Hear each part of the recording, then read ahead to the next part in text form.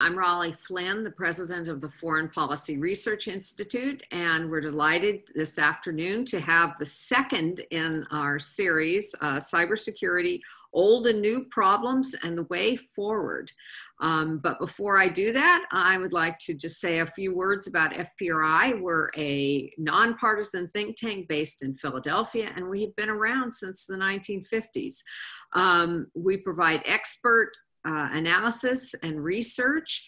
And before I continue, I would like to also thank our sponsors and our members without whom we could not do what we do. This afternoon, I'm very pleased that our moderator this afternoon is Kenneth Jensen, who is a senior research associate at the Foreign Policy Research Institute. He's pursuing a project to identify and prioritize issues of national security that are related to tech and cyber.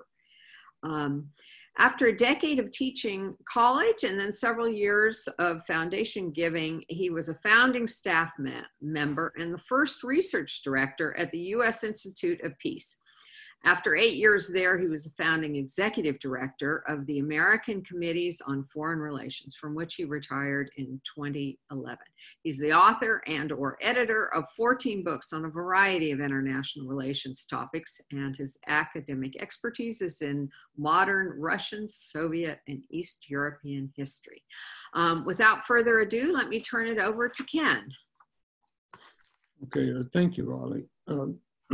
Paul Rosenzweig, who we introduced last time, of course, is at R Street, where he works on legal and policy issues related to cybersecurity, national security, and tech policy, including the intersection of privacy and security. He also has a small cybersecurity consulting company called Red Branch Consulting. He teaches at the George Washington University School of Law, and previously he was Deputy Assistant Secretary for Policy at the U.S. Department of Homeland Security. His publishing record is quite astonishing, both in its size and in its variety. I find his educational background interesting because he holds a bachelor's degree in chemistry from Haverford, and a master's in chemical oceanography from the University of California at San Diego's Scripps Institution of Oceanography. On top of all that, he has a Juris Doctorate from the University of Chicago. With that, we'll, I think, proceed as we suggested we might. In working on this project, generally speaking, it's been a series of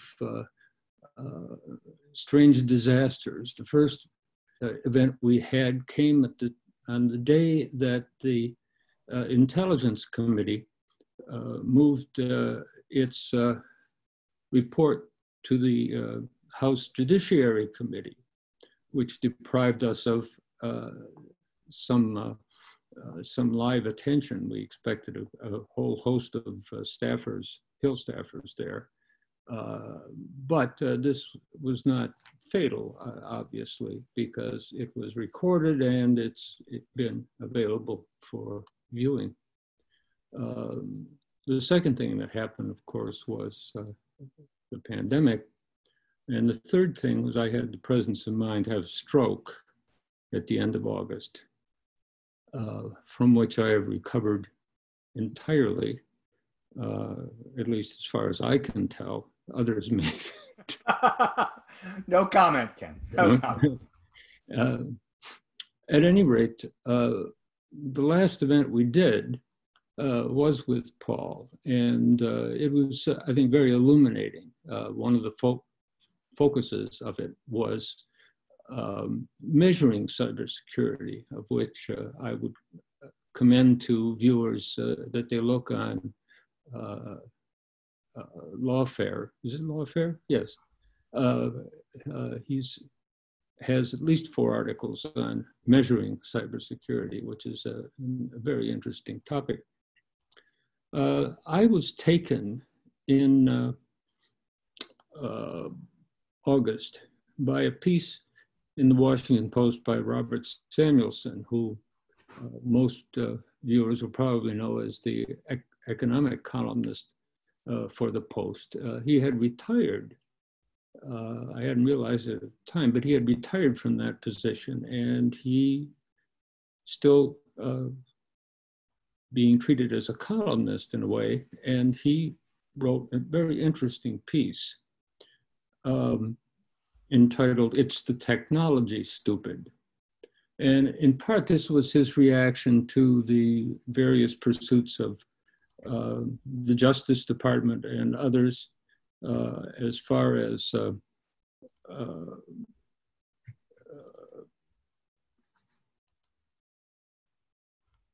excuse me,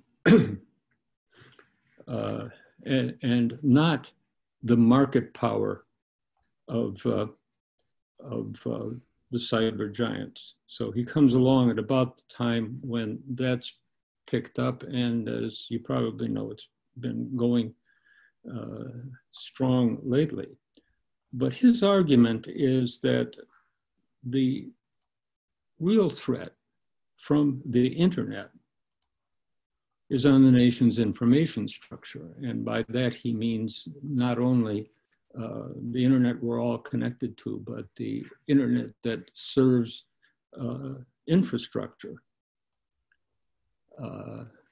electricity, defense, all sorts of things. And he makes, I think, a fairly strong argument that, you know, the old problem of a CyberPearl Harbor still obtains, and that we along with our big cyber companies, have not addressed the problem of what might happen if the internet were attacked in a massive way. As far as he's concerned, the only probable mass attack to date is the one in Ukraine in 2014. But at any rate, he does make, I think, a credible case for the vulnerability of infrastructure. And I'd like Paul to comment on that, and then Raleigh. Thank you. Well, it's a great piece, and it certainly raises a fascinating set of questions. To be honest with you, I'm sort of two minds, which is to say, at the top level, I've made a lot of my professional career over the last 15 years on thinking that disaster is imminent and CyberPearl Harbor lies just ahead of us. On the other hand, it's been 15 years and Pearl Harbor hasn't happened yet. And, you know, the whole idea of Pearl Harbor as a surprise that comes unexpectedly loses a lot of salience when we've been thinking about it for 15 years and taking steps to mitigate its happening. So the way that I try and look at the problem is to think that to think of it as a risk mitigation paradigm, right? You've got threats, vulnerabilities, and consequences. In the last 15 years, the threats have morphed, the vulnerabilities have diminished, and the consequences have increased. And what Samuelson is really talking about is that last piece, which is to say that since 2000 to now, the dependence of the United States economy on digital mechanisms for control of infrastructure, for the transportation of information, et cetera, has skyrocketed. It's probably on the order of 8 to 10-fold greater dependence. So the consequences of failure are far more significant now than they would have been 20 years ago. And he's absolutely right. And to see that, just think about the ransomware threats to small towns that are happening now, or hospitals in the middle of COVID. a threat, a consequence that didn't exist. I mean, literally did not exist 20 years ago. So the consequence piece is going through the roof. The vulnerability piece, we're buying down. We're doing much better at it. In the last 15 years, we've spent a lot of effort at reducing vulnerability, particularly in the infrastructure field. The electric grid is much better protected now than it was 15 years ago. Ditto the financial industry. Not so much the healthcare industry because they've only just now realized it. Or to take another more salient example, since we're recording this just after the last election, think of the difference in the threat to the 2016 election, which was pretty significant, or the vulnerability of the 2016 election, which was pretty significant, versus what just happened this past Tuesday, which the folks in the US government said, and I think it's an accurate reflection, was just another Tuesday on the internet. You know, some glitches, some successes, but no catastrophe that happened. The catastrophes or the problems were all on the ground physically, you know, with you and me and voting and stuff like that. Mm-hmm. And then the last piece of this is the threat stream, which is changing, but not nearly as rapidly as we thought it would have been. If you'd have asked me 10 years ago, I would have thought that by now we would have had breakout threats from non-governmental actors, you know, non-state actors, terrorist groups, radical political groups, everything from PETA and to anti-nukes to Al-Qaeda. And none of that has materialized, quite surprisingly, to my mind. I really thought that we would be seeing the democratization of threat streams. And we really haven't. It has remained mostly, not exclusively, but mostly at the high consequence level, the purview of nation states and some sophisticated criminal gangs involved in like the ransomware stuff. But so my bottom line as to Samuelson is that he's accurate, but he doesn't go far enough. He's really talking about the consequence piece. And he is accurately, 100% accurately describing the fact that America essentially has a cyber glass jaw at this point. Because we've become so deeply dependent upon cyber systems for everything from running our elevators to running our elections to running our electric grid to, I mean, today, just-in-time delivery of goods from Amazon in the middle of a pandemic, that we really have, the consequences have really gone through the roof. But the threat and vulnerability haven't, you know, one hasn't changed in the way that we want, and the other one, I actually think we're buying down a bit. So that leaves me kind of less apocalyptic than Samuelson's article. You know, and I always end this with my reminder that last year, as has been true for every year for the last 15 years, more people have died from squirrel attacks than from cybersecurity attacks around the globe. And I'm not making that up. I mean, that's a real statistic. Every year, 2 or 3 people die from rabid squirrels. About 5 years ago, a woman died when a squirrel ate through a wire and dropped a transformer on her car and it exploded. Yeah, I mean, so every year there are 2 or 3 squirrel deaths annually. And we may have just recorded our first known death from a cyber incident in Germany earlier this year. And if that proves out, it will be the first such instance. So far, the imagining of the threat of the risk has exceeded the reality by a bit. And I think Samuelson is looking at the same world through the same rose-colored glasses, if you will. What significance do you give? There was an article on November 3rd by Alan Nakashima in the Post about the cyber operation against Iran. When we first learned about this, we learned it from National Security Advisor Ratliff. And it sounded a lot like a campaign ploy. But Ellen Nakashima, who's generally speaking pretty solid, rewrites the story from the point of view of what Cyber Command did. And I found that fairly interesting. Is this a really new success or sort of success, would you say? Well, I mean, there are a couple of things to know about that. The first, which I find most remarkable, and then we'll pass on over it, is that you and I are able to talk about this in almost real time. I mean, these types of operations in any other context would be cloaked behind 6 or 7 veils of classification, and you and I would read them in classified CIA histories in 25 years.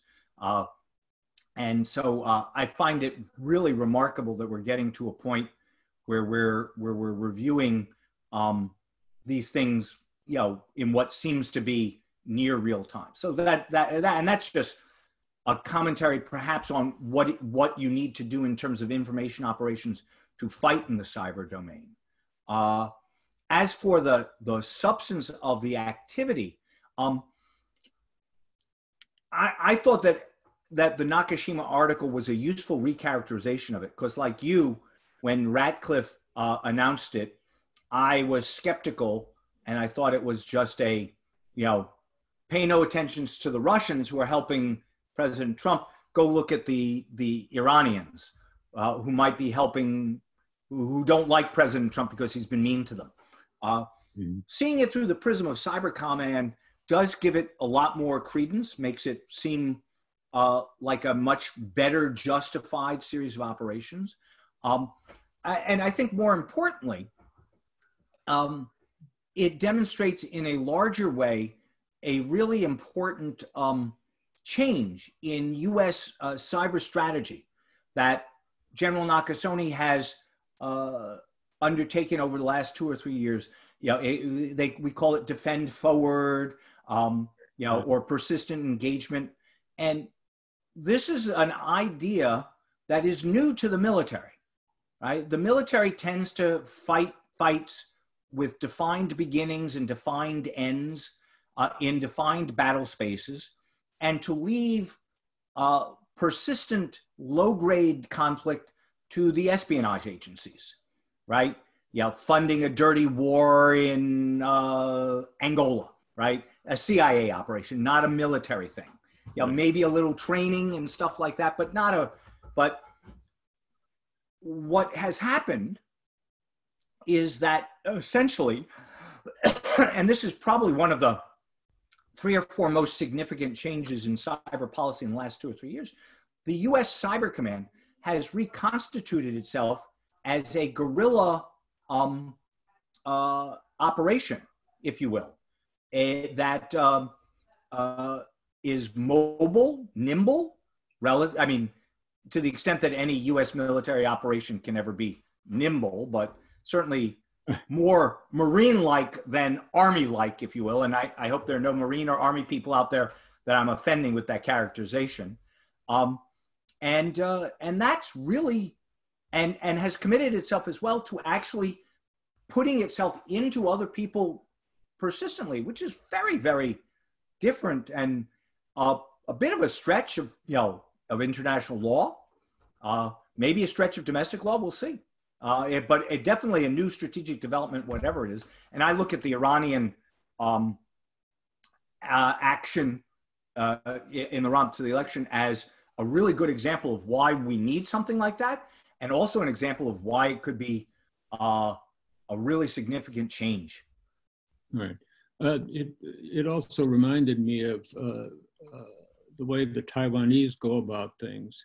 Ellen Nakashima was very careful to mention that the announcement of the action came within 27 hours, which was a record for this sort of thing. And I thought, yeah, well, maybe we've gone to school on the Taiwanese, although their situation is obviously very different than ours. But there's also a piece in the New York Times about Cyber Command. And about since 2018, Cyber Command has been going abroad to interface with their counterparts hither and yon. And that's something, and it includes places like North Macedonia and Montenegro. And, you know, this is a change. And I think, you know, certainly much for the better. Well, I certainly, I mean, honestly, I think that the jury is still out on whether or not it's for the better, but it certainly looks like it's for the better so far. The interim returns are positive. And General Nakasone deserves great credit for innovative thinking, right? Which is also, I mean, I don't want to disparage the military, but they tend to fight the last war a lot. And he's trying to figure out how to fight the next war before it happens. And even if he's not quite right, good for him for trying. And I hope he gets, I hope he gets a promotion out of the deal because he deserves it. Okay. Raleigh, do you want to get on this? I don't know if she's... Unmute and... Sure. Yeah, this fascinating discussion. And as I'm listening, I'm reminded that one of the keys to prevention and protection is, you know, really good planning and testing those plans and running exercises. And, you know, in these days of COVID, there have been a lot of disruptions. People are no longer working in workplaces, they're working virtually. And I sort of wonder whether planning has been put on hold and whether testing of, you know, backup systems and testing of emergency response plans and business continuity. We're sort of living business continuity in a way right now, but what has been the impact? And again, I think another aspect of COVID, I think COVID reminds us again that, you know, we apparently had a plan, but it wasn't kept up to date, if I can believe what I'm hearing and reading. And it illustrates the need to keep such planning current and tested. So I would put that out to both of you. Well, I mean, I'll take a swing at to start. I think the effects of COVID have been twofold. The first and most obvious is that it has changed what we call the attack surface. The scope and scale of the vulnerabilities that you need to defend against is different now. It used to be that we were all in an office and your IT administrator could kind of defend the perimeter and then scout inside the perimeter. And that was a pretty well understood paradigm. You could do it effectively or ineffectively, but the target surface was this defined space. It was defined physically and it was defined logically, digitally. Today, it's not. I mean, look at us right now. Everybody's in their own homes using their own Zoom, presumably using either a company supplied computer or maybe a personally purchased device. Certainly, I know that the microphone that I'm using is something I bought because I'm doing too much microphoning and the mic on my, so the attack surface has changed substantially and the difficulty of defending it has changed because it's no longer as homogeneous as it used to be. I'm no longer as heterogeneous. It no longer as homogeneous as it used to be. It's more heterogeneous, more variegated. And, you know, defending your system, Raleigh, and Ken's is different than defending mine because we're using different platforms and different software probably. So that's the first piece of how COVID has changed it is, and that's probably not a government foreign policy problem so much as a business confidentiality availability problem, because the US government has done a lot less modification than anybody else, especially in its classified environments. But the other thing that I think it has done, and you called it planning and preparation.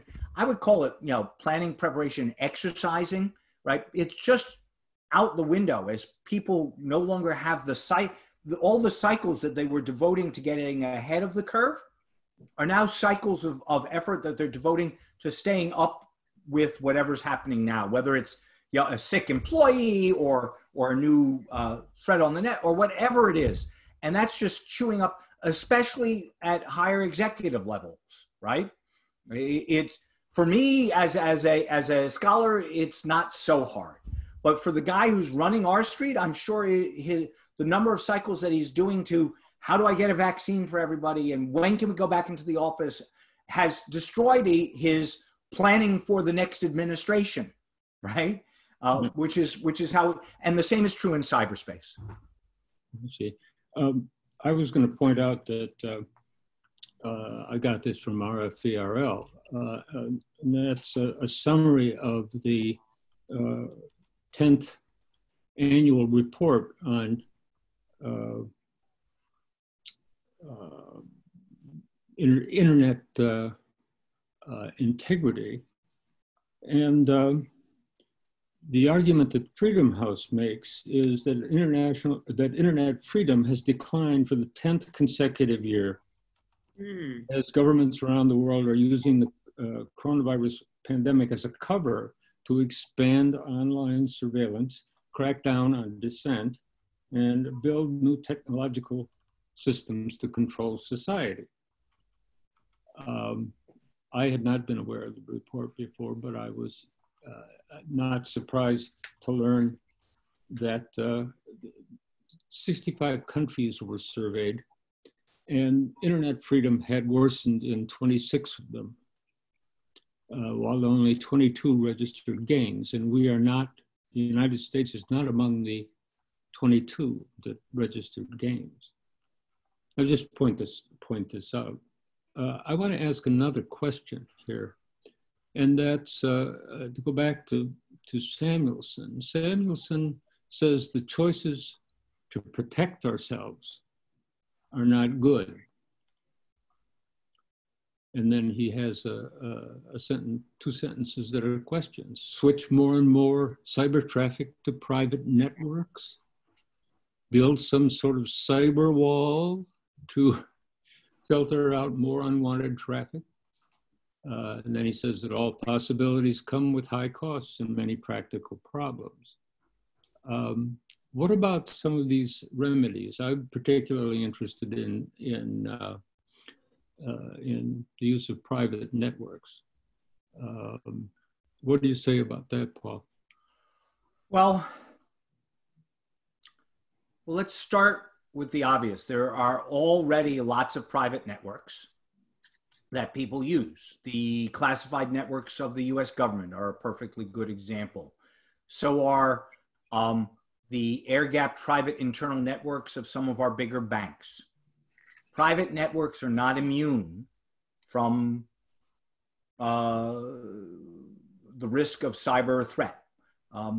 It tends to mutate the threat a little to make it more of an insider threat than an outsider attack space.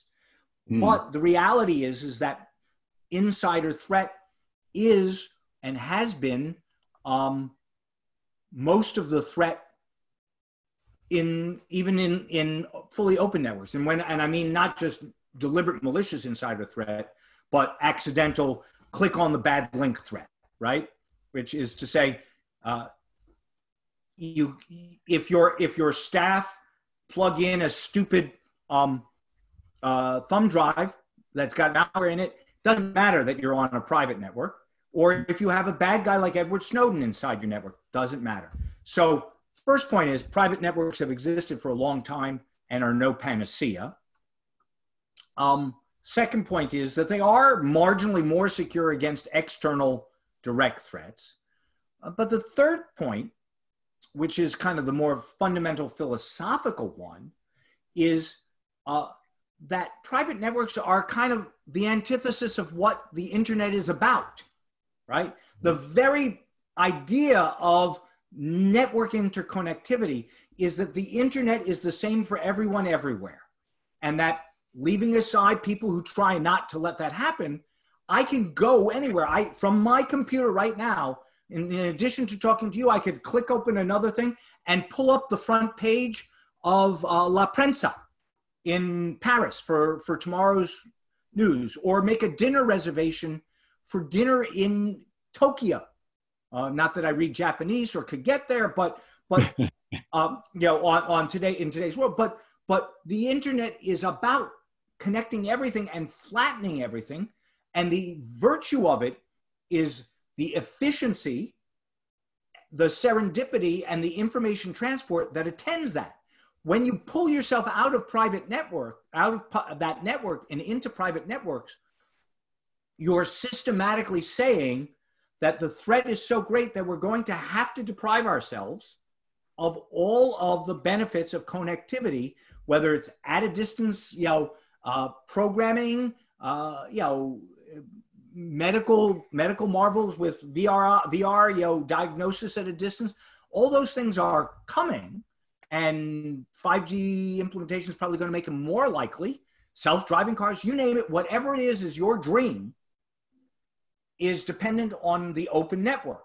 So if Samuelson's answer to security is to get off of the open network and go private, then his answer is in many ways to throw away the very benefit that comes from being on the network.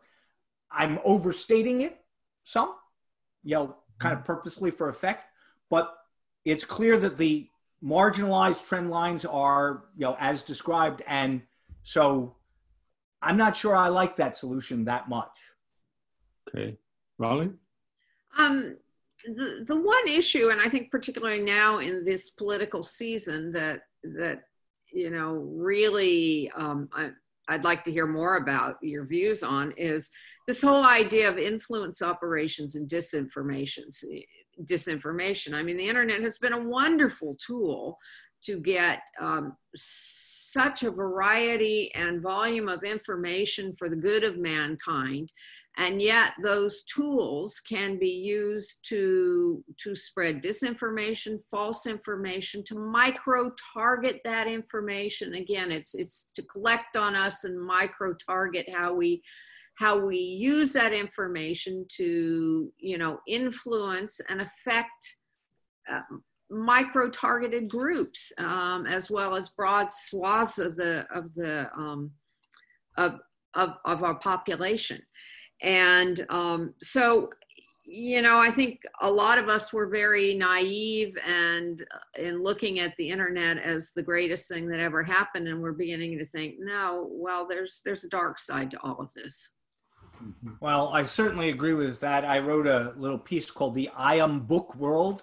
I Am Book is kumbaya spelled backwards. You know, everybody thought that you know, the internet would let us all hold hands and sing kumbaya, and is really the I Am Book world in many ways. And I do think that one of the most effective pieces of jujitsu that has been practiced by a peer nation adversary of the United States in the last 15 years has been the way that the Russians turned our strength, which is the freedom of speech and liberty of discussion, against us, and managed to weaponize disinformation in the 2016 election. I am guardedly optimistic that that was as much because of its strategic surprise as because of its, as much because of its tactical surprise as because of its long-term strategic effectiveness. Which is to say, I think that, you know, the 2018 and 2020 elections do show that, you know, disinformation and false news can be weaponized, but that our awareness of it and debunking of it lets us diminish its effect on us more readily than we had suspected. And so I'm somewhat optimistic. I'm not fully optimistic because we're in the middle of the second quarter of a 4-quarter game, but I'm hopeful that the lessons we learned from 2016, which have seemed to have proven pretty effective on 2020. You know, everybody just Twitter tags people all the time. This is not right. this is false. They still have to figure out how to do that with political leaders, but, you know, walk, don't run. Yeah. So, yeah, I'm a little happy. Well, that's really interesting because as you know, the story of 2016 was foreign disinformation. The story of 2020 is domestically homegrown disinformation, and so far it appears that the big platforms, the tool they have is censorship, and in a democracy, you know, they're not really censoring. It's not censoring if they put a little note that says there's a reason to think this might be false. They don't actually deplatform that many people, right? And they certainly have never deplatformed some of the worst offenders who spew falsities all the time. Like, well, we won't name names because I don't want to be political here. Nonpartisan. Yeah, but I mean, truth be told, one of the most amusing things I've seen in the last few years is a bunch of conservatives complaining about anti-conservative bias in their Twitter accounts. Yeah. I mean, you're right. And it is actually something to be guarded against. And there were some overreactions and missteps. I think one of the really interesting challenges is content moderation at scale, which is to say it's easy to do one-on-one, but when you're monitoring 10 million or 100 million Twitter accounts actively, you have to use like AI, and the AI needs much better training. There are some companies out there that are on the cutting edge of this, and I think that in 2 to 4 years, we'll be much better tuned and able not to make as many mistakes as we do. At least that's my hope. Yeah. Let me steer things just a little bit to this article that I found by George Friedman, formerly of Stratfor and now doing something else. But he makes an argument that social media is old-fashioned and radically destabilizing. And he goes on and on about this. But what's more interesting to me than this idea that the internet for us is of the same species as newspapers and the like. But he has an interesting argument about the fact that the Bill of Rights does guarantee free speech, but it did not anticipate the notion of total anonymity, and that anonymity on the web could be cured, according to him, that if you have an account online, that you pay for it with a credit card, so that you will know where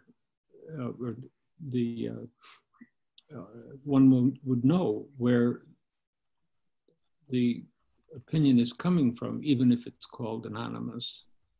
And I would point out to him, of course, that the use of anonymity is also well known to be the case in print journalism. So, but at any rate, it's this sentence: the Bill of Rights does guarantee free speech, but it did not anticipate the notion of total anonymity.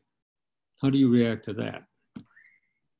Well, the U.S. Supreme Court and the founders would disagree with the factual premise, which is to say that the most influential writings ever published in American history, the Federalist Papers, were published under pseudonyms, and the identity of the writers wasn't known for 20 years after until it was, and some of the anti-federalists are still not identified. So anonymous speech has been part of the American political experience since the framing.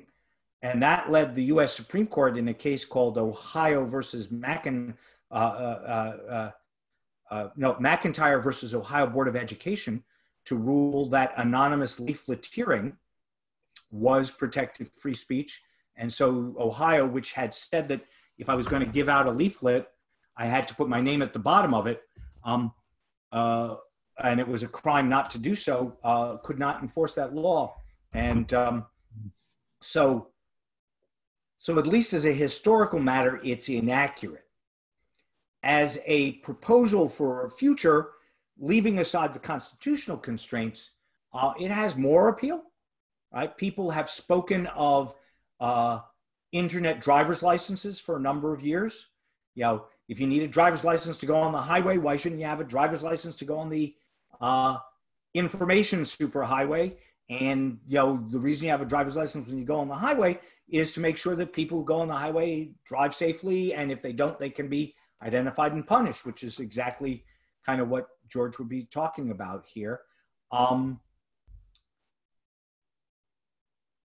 I find that argument more plausible, but I think it tends to undervalue the known positive values of internet anonymity that has engendered diversity of viewpoints, right? I mean, there are well-known effects that identifying people tends to push everybody towards the median, towards the center in terms of social attitudes. It's why we have a secret ballot, right? So that you can actually vote for the communist if you want to, or the fascist if you want to, right? Whereas if everybody's in a town hall and you vote in public, everybody has to, the social structures are very strong.